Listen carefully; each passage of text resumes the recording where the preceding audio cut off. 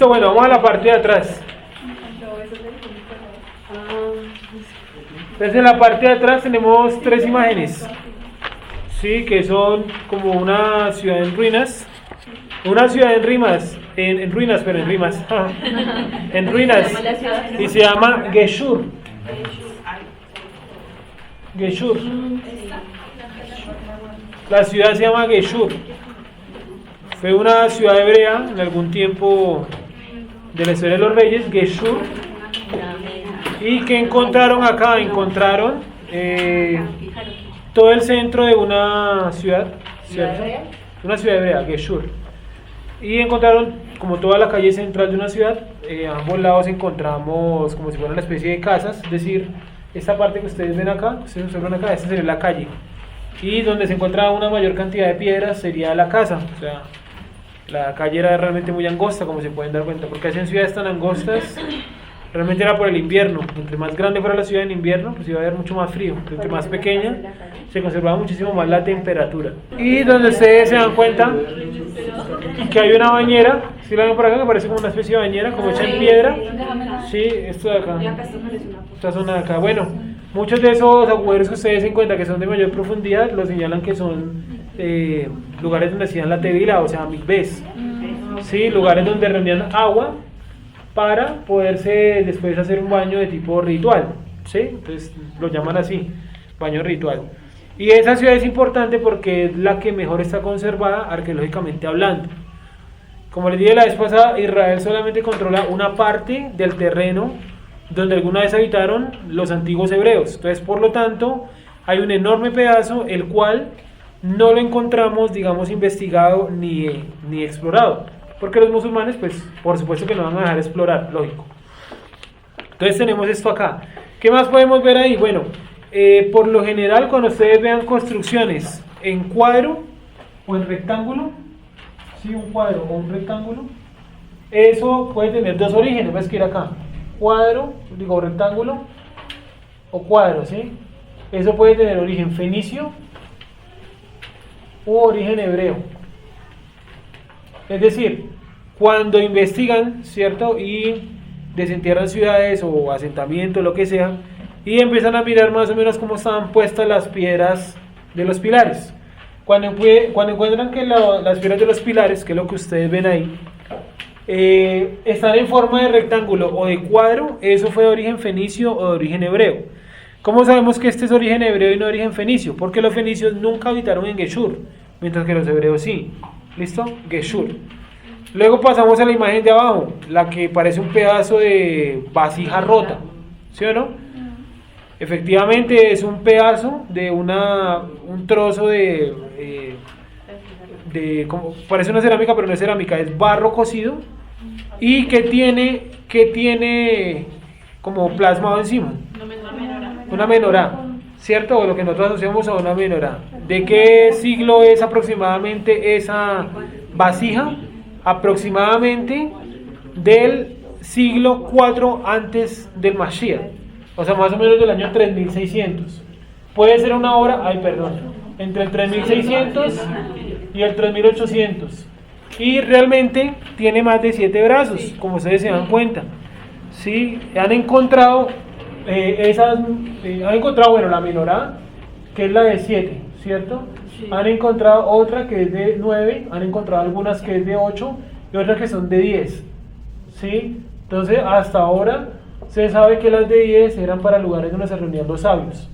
Parece que habían como unos lugares específicos, como centros de reunión, como yo decir un club, como yo decir un auditorio en aquella época, ¿no? Y se reunían, donde estaban las de 10 brazos, se reunían los sabios. Y los 10 brazos eran sin uno central, o sea, eran 2, 4, 6, 8 y 10. Esta, como ustedes se dan cuenta, aparentemente tiene una central, ¿sí? Por lo que medio se alcanza a distinguir ahí. Y no es la única pieza que encontraron muchas más, pero esta es como la que más me interesó de toda la colección porque tiene una januquilla de varios brazos ahí marcada, de 9, uno central y 8, 4 a cada lado.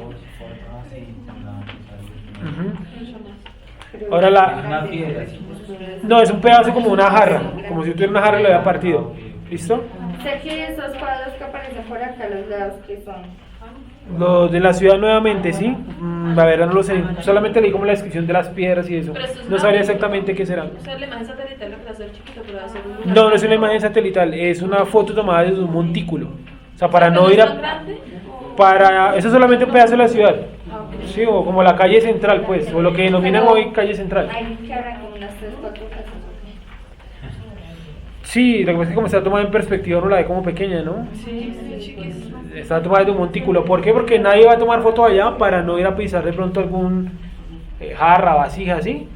Y esta ciudad de Geshur, los investigadores han llegado a la conclusión, yo tengo por aquí un cuaderno, Geshur han llegado a la conclusión de, esperen, no me acuerdo qué era exactamente, han llegado a la conclusión que en esa ciudad aparentemente la abandonaron cuando huyeron repentinamente, parece ser que por algún tipo de guerra.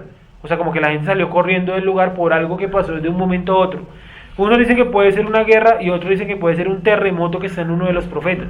Miremos un momento porque no recuerdo qué profeta es. Creo que es Sofonías, o tal vez Sofonías no.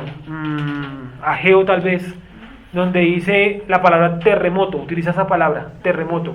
Después dice en los años del rey no sé quiéncito, tantos años después del terremoto, o en el año del terremoto. Menciona un terremoto, es un profeta. Profeta menor. ¿Cuál es? No, algún profeta menor.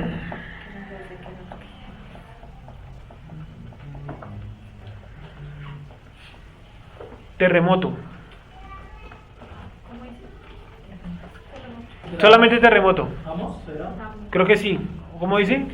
Las palabras de Amos, que fue uno de los pastores de Tecoa, Sí. que Sigan. profetizó cerca de Israel en días de Josías, rey de Judá, y en los días de Jeroboam, hijo de Josías, rey de Israel, 2 años antes del terremoto. Ahí está. Entonces, algunos dicen que no, que pudo haber sido por ese terremoto, que la gente se fue del lugar por, digámoslo, por temor a que se repitieran más sismos como el de ese año. Pero eso no está todavía como clarificado. Entonces, puede haber sido por una guerra o puede haber sido por un terremoto. Geshur. Y dijimos, bueno, estamos en la vacía. Entonces, la vacía es un pedazo de una vacía, es barro cocido, al cual le estamparon encima, ¿cierto? Le labraron encima esa januquilla de 9 brazos. Han encontrado por ahora dibujos de la de 7 con 9, con 8 y con 10. La que tiene el número par no tiene un bastón central, es decir, solamente están así, 2, 4, 6, 8, ¿cierto? O 10. Y las que tienen el número impar tienen un brazo central y los otros partiendo del centro. Pues obviamente todo eso tiene su significado. El problema es que no se sabe, por ahora se cree que esta, la de 10, era donde se reunían sabios o personas que tenían algún tipo de importancia, como los auditorios de aquella época. Y en la parte de abajo encontramos unos huesos de un ser humano, ¿cierto? Eso es una tumba en Filistea, si quieren póngale así, tumba en Filistea, o tumba de un filisteo, da igual, tumba en Filistea o tumba en Filistea o tumba de un filisteo. ¿Era de algún gigante? Sí, esa persona que está ahí mide aproximadamente 2,40, bastante alto para la gente. La media de aquel tiempo, ¿no? Que la estatura media era más o menos entre 1,65 y 1,75 el más alto. Es decir, Saúl, si era más alto que todos, tuvo que haber medido 1,80 aproximadamente, son solo aproximaciones. ¿Dos qué? ¿Medida? 2,40, ese que está acá. Siempre dice que ese puede ser uno de los hermanos de Goliat, pero no hay pruebas, simplemente es un esqueleto muy grande que encontraron en Filistea. Supongo yo que por algo genético, la alimentación, sí, la menor cantidad de calorías y menor cantidad de proteína. Sí, del acceso a la carne no era como hoy, sí. O sea, el acceso a la carne no era como lo es hoy, que es prácticamente usted puede ir a la esquina o a cualquier farma y encuentra carne 100, o sea, 24 horas, 7 días a la semana, ¿sí o no? En aquella época había que esperar que mataran un animal, esperar proteger bien la carne, salarla, ¿cierto? Que no se fuera a dañar. En fin, quién tenía dinero para conseguirla, bastante complicado, pero pues el avance tecnológico lo que hizo fue tecnificar todo el campo y también convertir la industria del ganado pues en algo supremamente rentable, y como es rentable pues hay que producir vacas como loco. Entonces, ¿qué les inyectan? Pues vitaminas y demás para que las vacas crezcan rápido, ¿no? Y hay mucha gente que sufre de la enfermedad de las vacas locas, que es una enfermedad que se produce a causa de comer carne con algún tipo de esteroide y con elementos que son nocivos para la salud. ¿sí? También era por el oxígeno. A mayor cantidad de oxígeno, los cuerpos tienden a ser un poco más pequeños. Más durito, Juan, que no lo oyeron. De nuevo. Dicen que a mayor cantidad de oxígeno los cuerpos tienden a ser un poco reducidos. Entonces, pues yo creo que necesitas saber un poco, no sé, un poco más de oxígeno porque la Tierra es un poco más reciente que ahora. Sí, y supongo yo que no había industria ni nada de eso, lógicamente, ¿no? Entonces, supongo yo que el CO2 era muy poco. Bueno, está ahí entonces ese cadáver, 240, y ¿qué tiene de extraño? La manera como lo enterraron. Miren las manos como se encuentran. Sí. Esa persona era probablemente un guerrero que había sido o había pasado por un proceso de volverse eunuco. Por eso está enterrado así. Entonces las manos cruzadas, guerreros. Sí, esa es arqueología del Oriente Medio. Manos cruzadas, guerreros. Depende de dónde se las cruzaran. Sí, entonces de más alto rango acá, de mediano rango acá, si eran eunucos, sobre sus genitales, tal como estaba ese personaje ahí enterrado. Es un guerrero que probablemente fue eunuco. Decimos probablemente porque pues no hay pruebas, no hay cómo comprobarlo, ¿sí? Eunuco que le amputaban, no, que se había vuelto, los volvían, hay una casta de guerreros así. ¿Y cuál era la casta de guerreros los cuales los volvían eunucos? Los que eran la guardia personal de la reina, ¿sí? ¿Por qué? Pues para no tener ahí ningún tipo de tentación con la reina. Entonces se supone que ese tipo tuvo que haber sido un sujeto de algún alto rango, porque ser guardián de la reina o del rey no lo ocupaba cualquiera, ¿sí? Entonces tenemos ahí tres, que dijimos que estos datos los sacamos del libro que les mostré la vez pasada, que se llamaba, no recuerdo el nombre, ¿alguien lo anotó? Era algo así como Arqueología del Oriente Medio o de Israel. ¿Cómo era? ¿Nombre del autor? ¿Lo colocamos? Bentor, ¿sí? Amnon Bentor. Sí, una persona de origen judío, el cual estudió en Estados Unidos y fue a hacer su investigación directamente allá en los hallazgos arqueológicos. Es un libro de más de 800 hojas, tiene muchísima información. Esto es como muy poquito de lo que nos puede servir por el momento. En la época de los reyes ya tiene más información y más imágenes, entonces tendremos más imágenes como esta. Entonces, ¿sí se acuerdan de esto? ¿Qué era? La parte de adelante, no cada uno por uno, sino en general, ¿qué era? ¿Deidades de qué origen? ¿De qué cultura, perdón? De origen cananeo. Y que fueron encontrados en yacimientos hebreos. O sea, en algún momento nuestro pueblo practicó la oración a estos ídolos hechos en madera, en piedra o en lo que haya sido. ¿Listo? Creo que eso no lo había mencionado la semana pasada, o no recuerdo. Que estos son dioses cananeos, pero encontrados en yacimientos hebreos. Es como si de un momento a otro Colombia se acabara y dentro de 2000 años vinieran a investigar la cultura de los colombianos en el 2020 y encontraron, no sé, una chaqueta de Londres, ¿sí? Pero ¿cómo? ¿Sí o no? Más o menos algo como eso. Encontraron algo que no pertenece a esa cultura. ¿Listo? Sigamos. Esta imagen ya la pueden guardar. Ya explicamos lo que había que explicar ahí. Y por último, para recordarles esta, ¿no? Que era una mezcla de la cultura egipcia con la cultura babilonia, encontrada en un yacimiento hebreo. Egipcio en los ojos y en la cara, y babilonio en su cuerpo.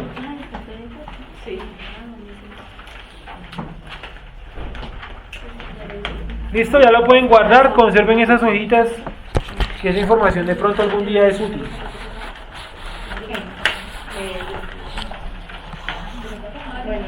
¿Listo? Bueno, vamos a seguir.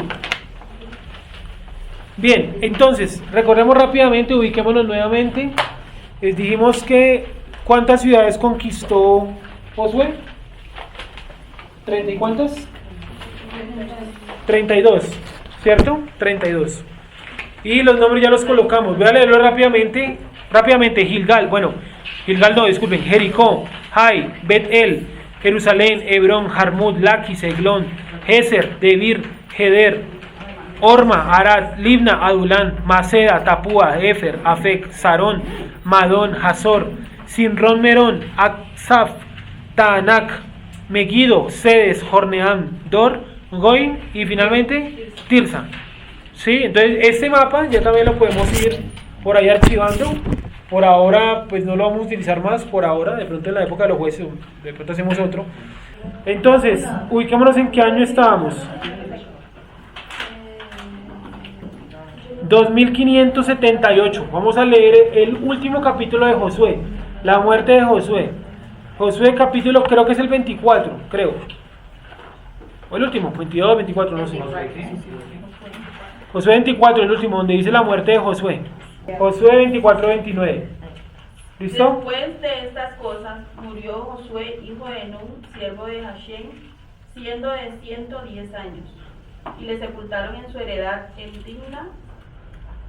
Timna Sera, que está en el monte de Efraín, al norte del monte de Gad. Listo, ¿de qué tribu era Josué? De Efraín. Ahí lo enterraron en el territorio que le habían asignado a su tribu. Sigue. Y sirvió Israel a Hashem todo el tiempo de Josué y todo el tiempo de los ancianos que sobrevivieron a Josué y que sabían todas las obras que Hashem había hecho por Israel. O sea que Josué también tenía su séquito de 70, tal cual como Moshe tenía también un séquito de 70, ¿no? Por ordenanza del Eterno. Ahora, le damos el 32, que es la muerte, el entierro de unos huesos. Y enterraron en Siquem los huesos de José, que los hijos de Israel habían traído de Egipto, en la parte del campo que Jacob compró de los hijos de Hamor, padre de Siquem, por 100 piezas de dinero, y fue posesión de los hijos de José. Listo, Siquem, en la tribu de Efraín, ¿no? Entonces José partió en dos, Efraín y Manasés, y lo enterraron en la tribu, en la parte que le tocó a su primogénito, es decir, a Efraín, ¿no? El mayor era Manasés, pero el primogénito fue siempre Efraín. Y por último, el 33, otro personaje que se murió. También murió Eleazar, hijo de Aarón, y lo enterraron en el collado de Fines, su hijo, que le fue dado en el monte de Efraín. Listo, entonces ahí también enterraron a Eleazar. Entonces, como vemos, dos de las personas que se murieron, Yehoshua y Eleazar, ¿cierto? Fueron enterrados ambos en la tribu o en las tierras de José, más precisamente en la tribu de Efraín. Y los huesos de Joseph fueron también enterrados en su tribu, es decir, aquí al final está dándole un cierre, digámoslo así, con mucho énfasis a la tribu de Efraín, ¿vale? Mucho énfasis. Listo, se murió Eleazar. ¿Y ahora qué sucedió? Vamos a Jueces capítulo número 1. Jueces capítulo número 1.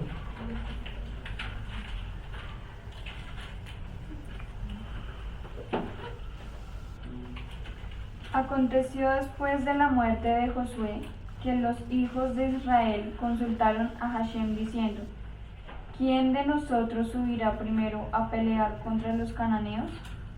Y Hashem respondió: Judá subirá. He aquí que yo te he entregado la tierra en sus manos. Otro texto que comprueba que lo que dice por allá ese texto de Josué la vez pasada, que ya habían conquistado toda la tierra, pues es un texto agregado por un escriba, ¿no? Porque el de Jueces empieza diciendo que y ahora quién irá a pelear contra los cananeos, es decir, no habían terminado de conquistar toda la tierra, obvio, creo que todos lo sabemos. Sigue, por favor. Y Judá dijo a Simeón su hermano: Sube conmigo al territorio que se me ha adjudicado y peleemos contra el cananeo, y yo también iré contigo al tuyo. Y Simeón fue con él. Y subió Judá, y Hashem entregó en sus manos al cananeo y al fereceo, e hirieron de ellos en Besec a 10,000 hombres. Y hallaron a Adón y Besec en Besec, y pelearon contra él, y derrotaron al cananeo y al fereceo. Mas Adón y Besec huyó, y le siguieron, y le prendieron, y le cortaron los pulgares de las manos y de los pies. Entonces dijo Adonibesec: 70 reyes, cortados los pulgares de sus manos y de sus pies, recogían las migajas debajo de mi mesa, como yo hice, así me ha pagado Elohim. Y las llevaron a Jerusalén, donde murió. Bueno, entonces una historia que de pronto es un poquito desconocida. Es el rey Adoni-Besec. Y Adoni-Besec significa el señor del trueno o el señor del relámpago. Sí, anótenlo ahí, Adoni-Besec, señor del relámpago. Y Adoni-Besec era un rey cananeo, el cual tenía por costumbre capturar a la gente y como castigo les cortaba los pulgares. Luego los colocaba a recoger cosas que les tiraba desde la mesa donde él comía Y la gente, pues obviamente, pues me imagino que la agarre con 4 dedos debe ser muy incómodo, ¿no? Y los que no podían agarrar lo que él les pedía que agarraran, los decapitaba. Eso no está acá lo de la decapitación, pero es algo que se sabe por la gente del sector. No es una práctica que haya hecho solamente Adoni-Bezek, es una práctica que estaba metido dentro de la cultura donde él vivía. Que la cultura o la ciudad, ¿cómo se llama? Bezek. ¿Dónde encontramos el nombre? Lo encontramos en el versículo 4 al final. A ver, Wendy, por favor, léelo. Jueces 1:4. Y subió Judá, y Hashem entregó en sus manos al cananeo y al fereceo, e hirieron de ellos en Bezek a 10.000 hombres. Listo, Bezek es una ciudad relámpago, la ciudad. Y Adoni-Bezek, el señor del relámpago o el señor del trueno. Entonces el tipo en Bezek tenían esa costumbre, que el rey o la gente importante capturaba a personas de otras naciones, les cortaban el pulgar y los colocaban a recoger cosas que ellos les arrojaban. El que no podía coger bien con sus 4 dedos restantes, simplemente lo decapitaban. Si era una persona muy violenta. ¿Qué hicieron los hijos de Israel? O unas personas más que Adoni-Bezek.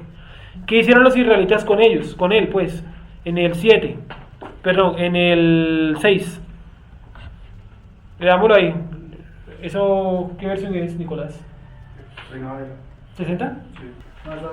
Mas Adoni-Bezek huyó, y le siguieron y le prendieron, y le cortaron los pulgares de las manos y de los pies. Siga. Entonces dijo Adoni-Bezek: 70 reyes cortados los pulgares de sus manos y de sus pies. Recogían las migajas debajo de mi mesa, como yo hice, así me ha pagado Dios. Y le llevaron a Jerusalén 3 días. Listo, lo metieron en un claustro, una especie de cárcel pero más extrema, y el tipo terminó muriendo allí, no especifica su causa, simplemente murió. Listo, sigamos. En el 8. Dale, Isabel, por favor. Y combatieron los hijos de Judá a Jerusalén y la tomaron, y pasaron a sus habitantes a filo de espada y pusieron fuego a la ciudad. Un momento, luego ya Josué no había conquistado Jerusalén. Una de las ciudades conquistadas por Josué, Jerusalén, ¿no? Vamos a mirarlo. Está en el libro de Josué, ya les digo. ¿Cuál, hermana? No, estoy buscando la 10. Josué 10:5.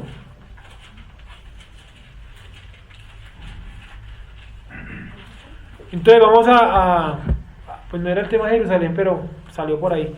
Bueno, como esos pueblos eran todavía muy salvajes, muchos incluso todavía comían seres humanos, en modo ritual y toda la cosa, pues el castigo de cortarle los dedos, pues yo pienso que es como un pago a todo el mal que el hombre había hecho, ¿sí? Porque es un castigo que le dan los hijos de Israel. Le cortan los pulgares y luego lo llevan preso a Jerusalén.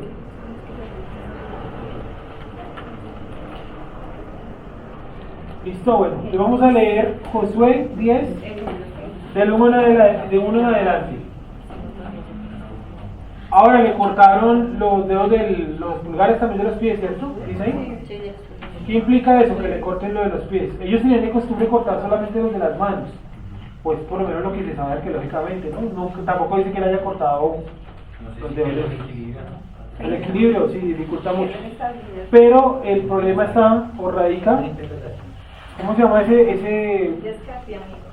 Se me olvidó el de la parte de atrás de la pierna, ¿cómo se llama? ¿El talón de Aquiles?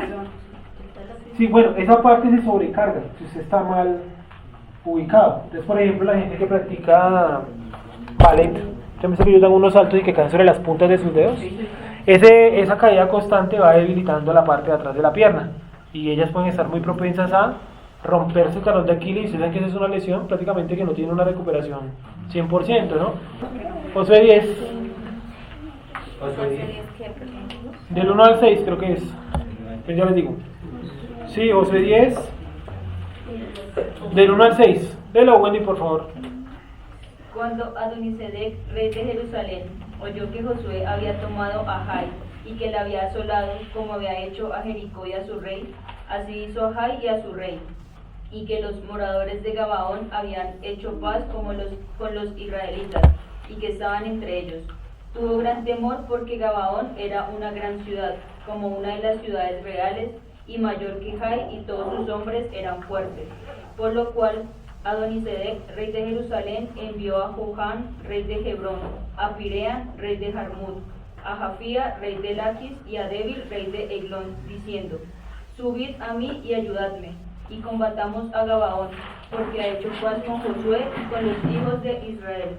Y 5 reyes de los amorreos, el rey de Jerusalén, el rey de Hebrón, el rey de Jarmut, el rey de Laquis y el rey de Eglón, se juntaron y subieron, ellos con todos sus ejércitos, y acamparon cerca de Gabaón y pelearon contra ella. Entonces los moradores de Gabaón enviaron a decir a Josué al campamento en Gilgal: No niegues ayuda a tus siervos, sube prontamente a nosotros para defendernos y ayudarnos, porque todos los reyes de los amorreos que habitan en las montañas se han unido contra nosotros. ¿Sigo? ¿Cómo se llamaba el rey de los amorreos, el de Jerusalén? Adonisedec, creo. Sí, cierto que sí. Rey de Jerusalén. Adonisedec. ¿Listo? Y vamos a colocar acá, vamos a leer ahora Josué 15, no, mentiras, Josué 15, 63. Vamos a leerlo desde el 61. Desde el 61. Sí. En el desierto, Bet Arabá, Mirín, Secaca, Nitzán, la ciudad de la sal, y Engadi, 6 ciudades con sus aldeas. Mas a los jebuseos que habitaban en Jerusalén, los hijos de Judá no pudieron arrojarlos. Y ha quedado el jebuseo en Jerusalén con los hijos de Judá hasta hoy. Listo. Resulta que pasa que Josué derrota a los amorreos, ¿cierto?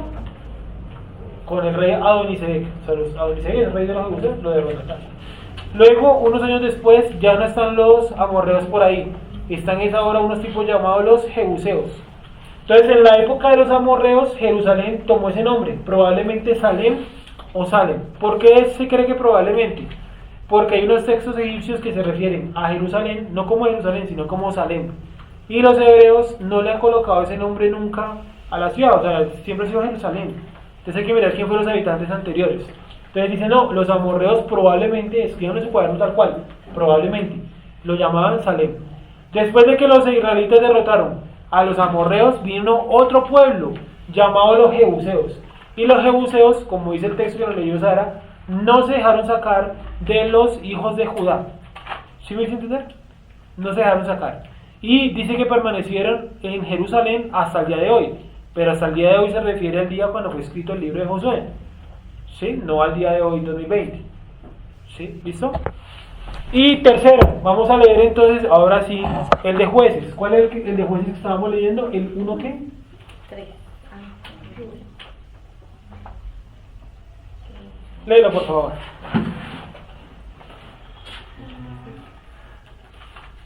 Leámoslo. El de jueces. ¿Un 8? Léalo, Juan, gracias. Los hijos de Judá atacaron a Jerusalén, la tomaron, la pasaron a cuchillo y prendieron fuego a la ciudad. Después, los hijos de Judá bajaron a atacar a los cananeos que ocupaban la montaña, el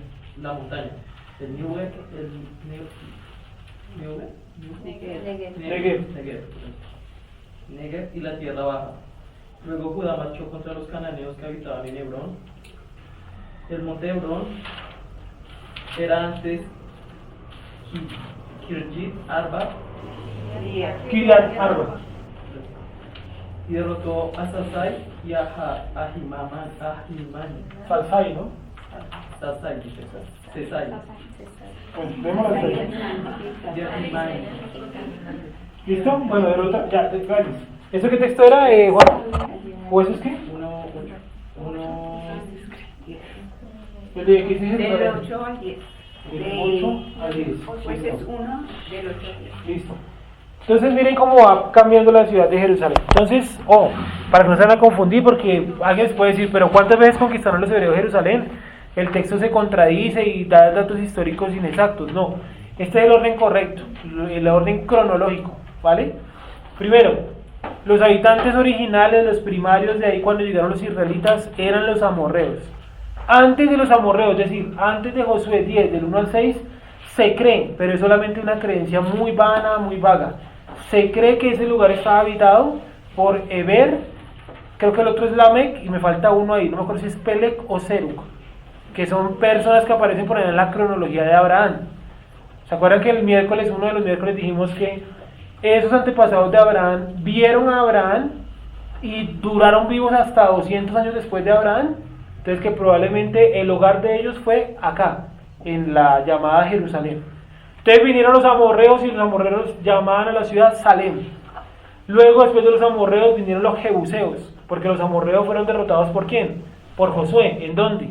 En Josué 10, del 1 al 6.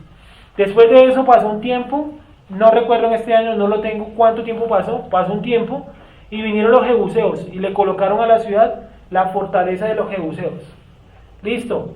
En Jueces, los israelitas solamente ganan una parte de la ciudad, que es la llamada la ribera, todo lo que la gente llama el piedemonte, el valle, o sea, todo lo cercano al río Jordán, y por último, la cara occidental de la ciudad. Pero faltó, voy a colocar acá en azul, faltó la cara oriental. ¿Listo? No lo pudieron conquistar, porque había una muralla, según dicen, porque esa muralla la borró David, que era inmensa. Entonces, esa muralla detuvo a los hijos de Israel y los dejó solamente en la cara occidental. La parte oriental quedó habitada por los jebuseos. Entonces, textos como, por ejemplo, los escritos de, no me acuerdo si es de Maimónides o de Abarbanel, de alguno de ellos dos, es español, sí, de un rabino español, Abarbanel o Maimónides, afirman que como los hijos de Israel habitaron mucho tiempo en la cara occidental iba a estar mucho tiempo habitada por otros pueblos. Y hoy en el presente, eso es verdad. Jerusalén es esto hoy en día, digamos este círculo, partido por la mitad, bueno, un poquito menos de la mitad. Aquí está la parte judía, y aquí está la parte de Cisjordania, es decir, de los musulmanes. ¿Sí? 1967, los judíos unifican toda la ciudad, pero debido a presiones internacionales terminan cediendo la mitad para control Cisjordano.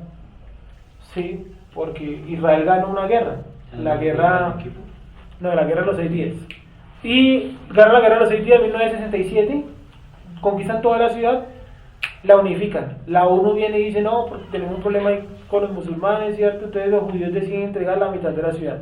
Al día de hoy la ciudad sigue dividida por la mitad. Los musulmanes piden que les den toda la ciudad, los judíos piden que les den toda la ciudad. Pues obviamente nosotros estamos de acuerdo pues con nuestros hermanos de la casa de Judá, lógico. Preferible que esté en manos de una tribu hermana, pueblo hermano, a manos de los musulmanes. Sí, eso sí es lógico, ¿vale? De todas maneras, la casa de Judá ha hecho un papel importantísimo en su relación y conservación de la tierra. Eso no lo podemos negar nunca. Derrota de toda Jerusalén. Vamos a ubicarnos. ¿Quién fue el que derrotó y que se tomó por completo a Jerusalén? ¿Quién creen que fue? ¿Quién? David. Segunda de Samuel 5:6. Nicolás. ¿Está conectado hoy? 5:6, sí. Segunda de Samuel 5:6. ¿Listo? Esa es la derrota o la toma de toda Jerusalén. ¿Cómo dice Nicolás?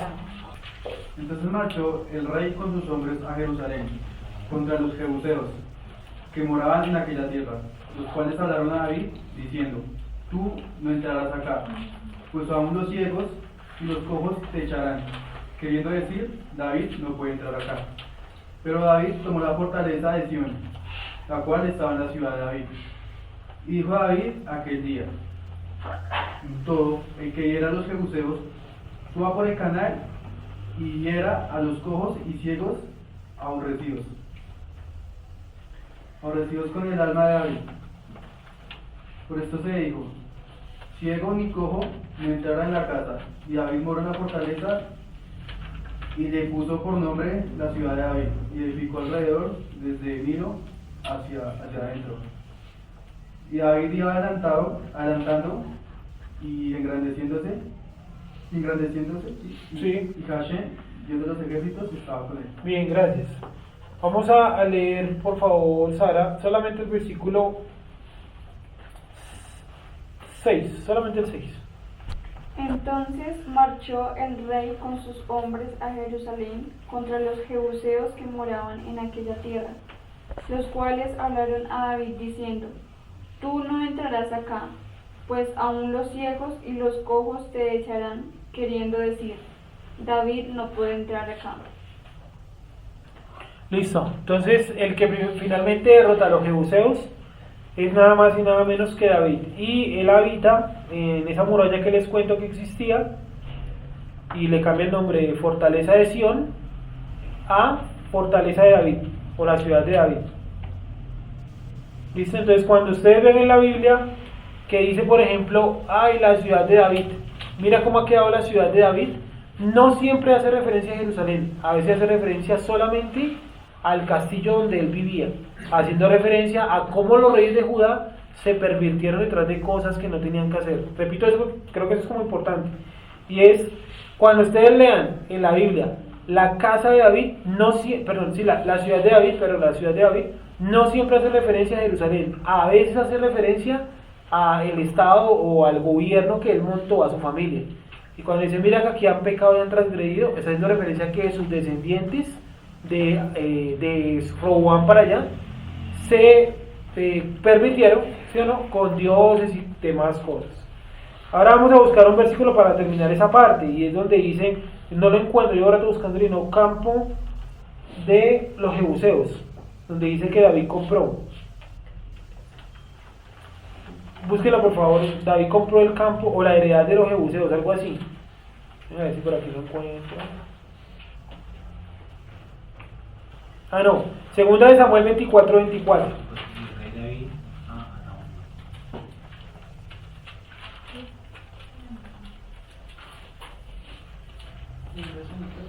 Vamos a leerlo con más contexto. Vamos a leerlo.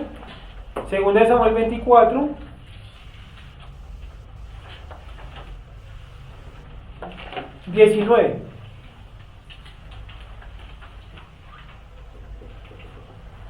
Listo, esta es la transición de Jerusalén. Salem, fortaleza de los jebuseos, derrota de la parte occidental de Jerusalén, y acá es la derrota definitiva hasta 2 Samuel 5:6. Ahora vamos a mirar, después de que lo derrotó, vamos a ver qué pasó, y aquí está el relato. 2 Samuel 24:19. ¿Cómo dice Wendy?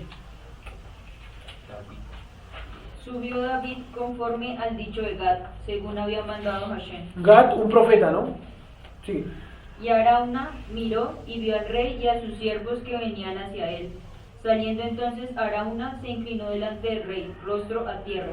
Y Arauna dijo: ¿Por qué viene mi señor el rey a su siervo? Y David respondió: para comprar de ti la era, a fin de edificar un altar a Hashem, para que cese la mortandad del pueblo. Y Arauna dijo a David: tome y ofrezca a mi señor el rey lo que bien le pareciere. He aquí bueyes para el holocausto, y los trillos y los yugos de los bueyes para leña. Todo esto, oh rey, Arauna lo da al rey. Luego dijo Arauna al rey: Hashem tu Elohim te sea propicio. Y el rey dijo a Arauna: no, sino por precio te la compraré, porque no ofreceré a Hashem mi Elohim holocaustos que no me cuesten nada. Entonces David compró la era y los bueyes por 50 siclos de plata. Y edificó allí David un altar a Hashem, y sacrificó holocaustos y ofrendas de paz. Y Hashem oyó las súplicas de la tierra, y cesó la plaga en Israel. Listo. Ahora vamos a mirar dónde más aparece ese Arauna.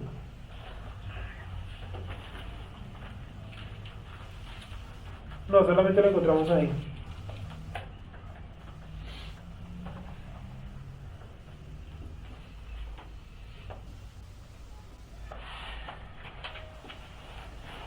Bueno, entonces ese campo de Arauna, o la heredad de Arauna, es lo que hoy en día conocemos como la explanada, ¿cierto? Pero como el monte del templo, o como la explanada de las mezquitas. Es decir, cuando ustedes ven allá, ¿cierto?, las fotos de Jerusalén, y sale la mezquita, las dos mezquitas, ese domo brillante, y la otra que es como un cuadrado gris, y sale el muro.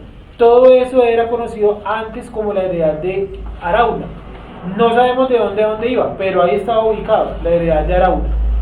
Arauna era un jebuseo, y él todavía habitaba en Jerusalén, es decir, después de que David la tomó, supongo, porque el texto no lo dice, él no mató a ninguno de los habitantes, ¿sí? La conquistaron y eso, pero dejó a los habitantes a los jebuseos. Entonces Arauna, que era un jebuseo, ¿sí? Él es dueño de esa era, y David le dice, yo tengo que ofrecer un sacrificio aquí, hacer un altar, un sacrificio, y Arauna, ¿qué le dice? Ah, pues bueno, yo se lo regalo todo, y David le dice, no puedo recibir nada regalado, me toca que comprárselo. ¿Por qué ustedes creen que Arauna decidió dar todo regalado? Si era un jebuseo, y él no entendía realmente el objetivo de David con sus tales sacrificios y todo eso, ¿sí? Bueno, por miedo al rey. ¿Por qué más? ¿No será que lo hizo de pronto para conservar su vida? ¿No será que de pronto David, de pronto él llegaba a pensar eso, que de pronto David no se la ve por las buenas, entonces me hace matar?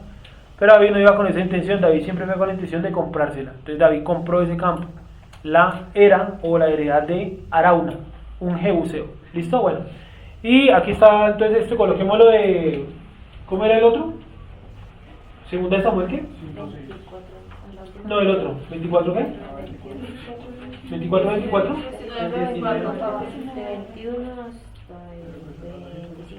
Listo, vale. Y bueno, y finalmente Jerusalén queda en manos de los hebreos, ¿vale? ¿Hasta ahí alguien tiene alguna pregunta? ¿No? ¿Quedó claro más o menos cómo fue el tránsito de Jerusalén? Amorreos, jebuseos, derrota de una parte y conquista total por David. Dígame. Conquista, la que leímos acá. Derrota de toda Jerusalén. 2 puntos. ¿Quién la derrotó? David. ¿Por qué comparada y no simplemente los mataba? ¿Por qué no los mataba y eso? Sí. Porque se imagina usted hacer un templo en un terreno que está por sangre inocente, porque realmente que había hecho el tipo ahí mal. Antes era un tipo como muy amable. ¿Sí? Entonces la manera para quitarse eso era comprándola. Y comprándola también Juan se evita más adelante una guerra innecesaria con los descendientes de Arauna. Pero en esa tierra había gente. Sí, claro. Los jebuseos. Pues No, digo, esa parte de Arauna solamente tiene parte. no, pues dice Arauna. Supongo que él vive ahí con su heredad, ¿no? No creo que haya vivido solo realmente. Supongo que él vive ahí con su familia o había más jebuseos, que es una zona grandísima. Pues digo, no sé hasta dónde iba la heredad de Arauna, pero él tenía parte en el lugar donde iba a ser construido el templo. O sea, mi pregunta es, ¿ya había construcción o civilización? Pues dice la heredad, ¿no? Supongo yo que algún tipo de... Es que no hay cómo demostrárselo porque todo eso está bajo tierra. O sea, si lo hubo, quién sabe. ¿Sí? Entonces supongo que es porque dice la era, no creo que sea un campo vacío sin nada. ¿Listo? Supongo. Entonces, 4 o 5, ¿listo? ¿Preguntas hasta ahí? ¿No? Vamos a escribir los años que ahora vamos a ver de la clase, la próxima clase en adelante. Entonces vamos a la cronología donde lleguen el conteo de los años o el cuaderno, no sé. Entonces salía de Egipto. ¿Qué año? 2514. Salía de Egipto. Los 40 años. 2514 al 2554. La conquista de Canaán. de la campaña militar. Ajá, conquista de Canaán. De 2554 hasta 2578. 78. 2578. Conquista de Canaán, ¿listo? Ahora vamos a ver la época de los jueces. Supongo que la mayoría ha leído el libro de jueces, ¿no? Que es un libro que tiene un montón de historias sueltas. O sea, no es un libro cronológico que diga un solo personaje pasó esto y se acabó. No, tiene historias unidas. Y el libro de jueces lo vamos a estudiar entre el año 2578 hasta el año 2909, cuando fue consagrado rey Saúl. ¿Listo? El último juez del libro de jueces es Sansón. Pero el último juez de Israel es algo que corrijo porque la vez pasada lo dije mal. Dije que había sido Sansón. No, el último juez en el libro de los jueces es Sansón. Pero el último juez de Israel fue Samuel, porque la gente le dice, tú eres juez, pero nosotros queremos es un rey. ¿Sí? Samuel. Entonces vamos a colocar el estudio de los jueces de 2578 al año 2909. Voy a leer los nombres de los jueces para que se vayan familiarizando. Dice Otoniel, Aot, Samgar, Débora y Barak, Gedeón, Abimelech, Tola, Jair, Jefté, Ibzán, Elón, Abdón, Sansón y finalmente Samuel.